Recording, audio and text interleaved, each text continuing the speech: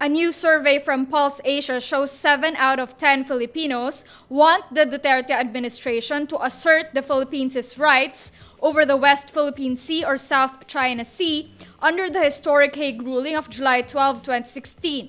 It's the second anniversary of the Hague ruling this Thursday. The survey shows a big majority of respondents, 73%, agree. The survey was taken from June 15 to 21. Pulse Asia's Ronald Holmes says, quote, "A plurality of Filipinos think the Philippines should file a diplomatic protest against the continuous militarization in the West Philippine Sea.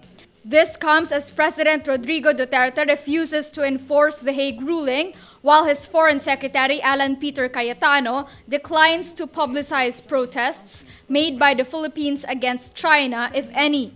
Vice President Leni Robredo also spoke at the Strat-based event and urged Filipinos to peacefully protest China's behavior in the West Philippine Sea. The difference between the 20th and the 21st century is that then battles were fought on dry ground.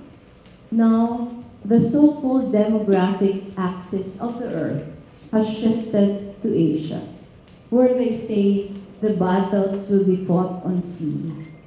But that does not have to be our future.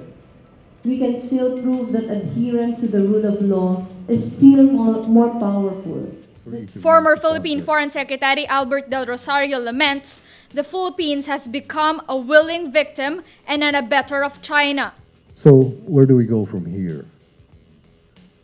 What should we now do as a willing victim and an abettor that has fully embraced our big northern neighbor, who is clearly acting as a bully, a grand larcenist, and an international outlaw? But before we can hope for help, we must first demonstrate that we are worth helping. The Commission on Audit or COA says Ben Tulfo's Bitag Media gets 89.878 million pesos or 75% of the cut of the total airing cost of tourism segments paid by the Department of Tourism to People's Television Network. COA reports there is a possible conflict of interest which may be a violation of Section 3E of the Anti-Graft and Corrupt Practices Act. The conflict of interest is that the DOT secretary at the time, Wanda Teo, is Tulfo's sister. PTV anchor Jules Giang wrote on Twitter, "It will always be frustrating that some people made our network their milking cow for their block timers, while our in-house shows struggle to get funding so we can somehow be at par with the mainstream shows. This is the first time that the government body is citing conflict of interest in the deal, although Ombudsman Conchita Carpio Morales has launched an investigation. PTV would produce the tourism program, segments, and spot placements, and they all would air on PTV network. A summary was obtained by Rappler from PTV through a Freedom of Information request." A tarp that reads, "Welcome to the Philippines, province of China," goes viral online. Presidential spokesperson Harry Roque says, "It's absurd and I'm sure it's the enemies of our government behind it."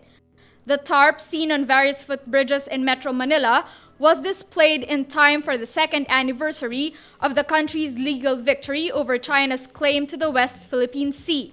President Rodrigo Duterte himself once joked, the Philippines should be made a province of China. Roque says Malacanang won't demand that the tarp be taken down. The Philippines, under Duterte, has chosen to shelve the legal victory, citing the need to move forward in boosting economic ties with the Asian giant. 8-time Wimbledon and defending champion Roger Federer crashes out in the quarter-final round of Wimbledon. Federer blows a 2-set lead and match point against Kevin Anderson. This is Federer's earliest departure from Wimbledon since his shock second-round defeat in 2013.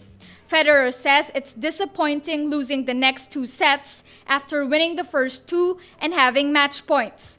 "I didn't feel mental fatigue. Now I feel horribly fatigued and just awful. It's just terrible." Federer, who is chasing a record extending 21 Grand Slams, comes to a halt when he served his first double fault at 11-11 in the last set to give Anderson the crucial break and eventually lose the match.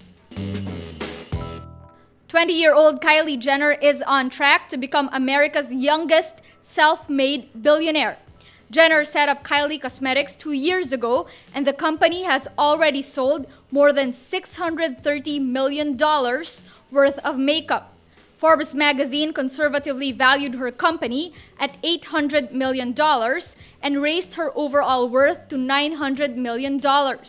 Jenner owns 100% of the company, which started out with a $29 lip kit. She's already the youngest person on Forbes' list of richest self-made U.S. women.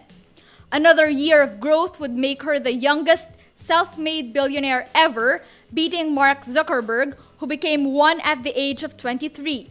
Jenner's success has been attributed to her fame and ability to leverage social media. She has more than 110 million followers on Instagram, 25.6 million on Twitter. Forbes says the firm has only 7 full-time and 5 part-time employees, with manufacturing, packaging, and sales outsourced. Jenner's mother, Kris, handles the business side in exchange for a 10% management cut. Jenner is the youngest daughter of Kris and Caitlyn, formerly Olympic gold medalist Bruce. Her sister is supermodel Kendall. Her half-sisters are Kim, Kourtney, and Khloe Kardashian.